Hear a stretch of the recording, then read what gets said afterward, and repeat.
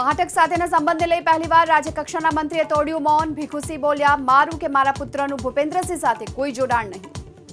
મારા પુત્ર પણ એમની આ સ્કીમમાં એજન્ટ તરીકે કામ કરતા। એજન્ટ તરીકે એને મારી જાણકારી મુજબ કર્યું નથી, અને કર્યું હશે તો આવશે।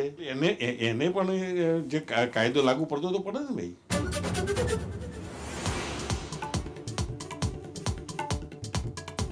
રાજકોટમાં અસામાજિક તત્વોને પોલીસે ભણાવ્યો કાયદાનો પાઠ। વિરાણી ચોક પર યુવકને છરી બતાવનાર આરોપી દિવ્યરાજસિંહ જાડેજાનો વરખોડો નીકળ્યો।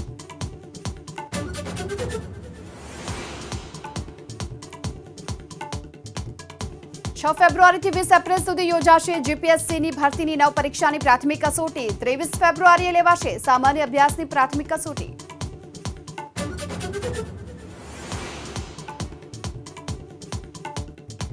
આરબીઆઈના નવા ગવર્નર સંજય મલ્હોત્રા 11 ડિસેમ્બરે સંભાળશે પદભાર। 3 વર્ષનો રહેશે કાર્યકાળ।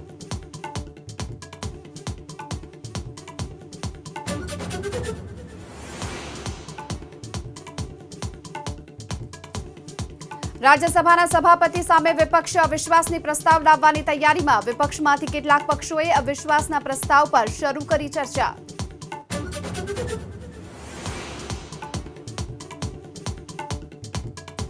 બાંગ્લાદેશમાં હિન્દુઓ પર હુમલાને લઈ ભારતના વિદેશ સચિવ વિક્રમ મિસ્ત્રી ઢાકામાં। બાંગ્લાદેશના વિદેશ સચિવ સમક્ષ હિન્દુઓની સુરક્ષા સહિતના ઉઠાવ્યા મુદ્દા।